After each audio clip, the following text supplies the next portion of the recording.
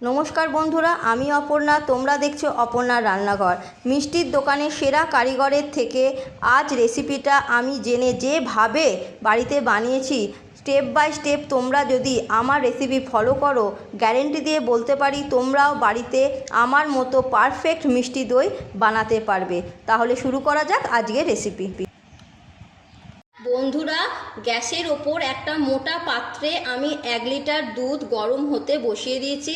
দুধটা আমাকে কমিয়ে 700 ml নিয়ে আসতে হবে, তাই আগে থেকেই গ্যাসের ওপর দুধটা আমি বসিয়ে ফুটতে দিয়েছি। আমি এখানে একটা ছাঁকনি নিয়ে নিয়েছি।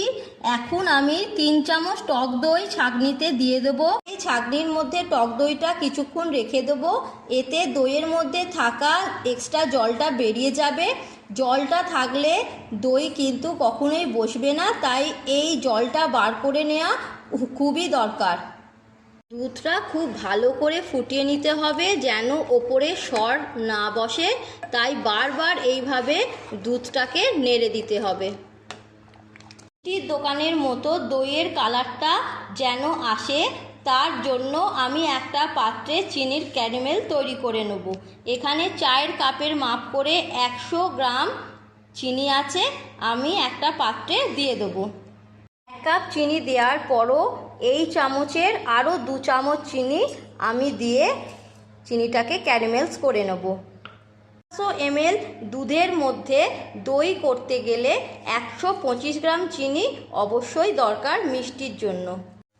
চায়ের কাপের মাপ করে হাফ কাপ জল আমি চিনিতে দিয়ে দেবো ক্যারামেলস হওয়ার জন্য।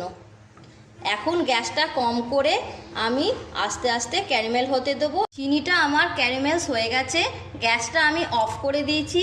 এখন আস্তে আস্তে গরম দুধ ক্যারামেলস চিনির ওপর দিয়ে দেবো, ভালো করে মিশিয়ে নেব।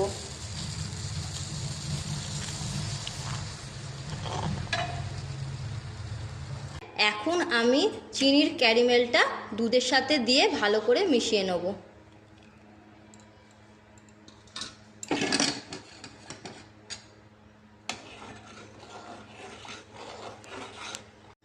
দুধের কালারটা হালকা চেঞ্জ হয়ে গেছে ক্যারামেলাইজ চিনিটা দেওয়ার পর।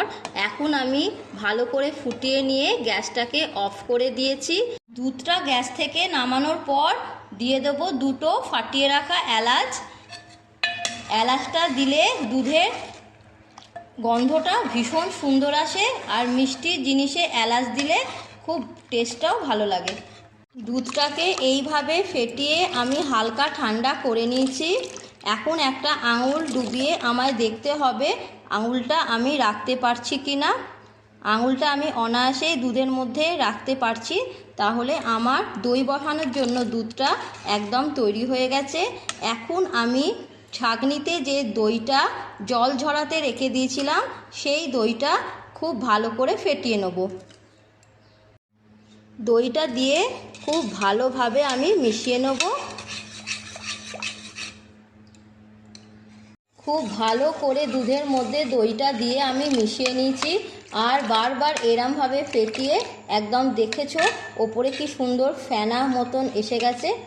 এখন দইটা আমি একটা মাটির ছোট হাঁড়িতে আজ আমি বসাবো, তাই নিয়ে নিয়েছি একটা ছোট হাঁড়ি। একটা শুকনো কাপড় দিয়ে হাঁড়িটা আমি ভালো করে পরিষ্কার করে নিয়েছি। হাঁড়ির মধ্যে আমি ঢেলে দেবো পুরো মিশ্রণটা।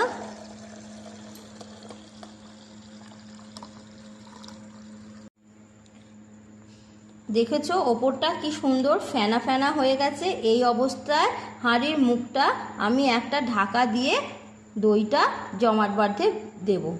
হাঁড়ির মুখটা আমি একটা বাটি চাপা দিয়ে দিচ্ছি, আর একটা চাদরের ওপর হাঁড়িটা নিয়ে নিয়েছি। চাদরটা এখন ভাঁজ করে হাঁড়িটাকে এইভাবেই রেখে দেবো। এইভাবে এখন আমি রেখে দেবো আজ সারা রাত। ফিরে আসছি কাল সকালে। বন্ধুরা, পরের দিন সকালবেলা আমি চলে এসেছি দইটা দেখার জন্য। খুব এক্সাইটেড, খুলে একবার দেখি। ওয়াও, কি সুন্দর বসেছে দেখো। একদম পারফেক্ট, একটুও জল নেই। দইটা একদম খাওয়ার জন্য একদম তৈরি হয়ে গেছে। কিন্তু এখন আমি এই দইটা 1 ঘন্টা ফ্রিজে রেখে একটু ঠান্ডা করে তারপর সার্ভ করব। বন্ধুরা, ফ্রিজ থেকে আমি বার করে নিয়েছি পুরো দইটা। দেখো কি সুন্দরভাবে বসেছে আর কি সুন্দর দেখতে লাগছে ওপরে ফেনাগুলো। এখন আমি তোমাদের দইটা কেটে দেখাচ্ছি কতটা সুন্দর হয়েছে। দেখো,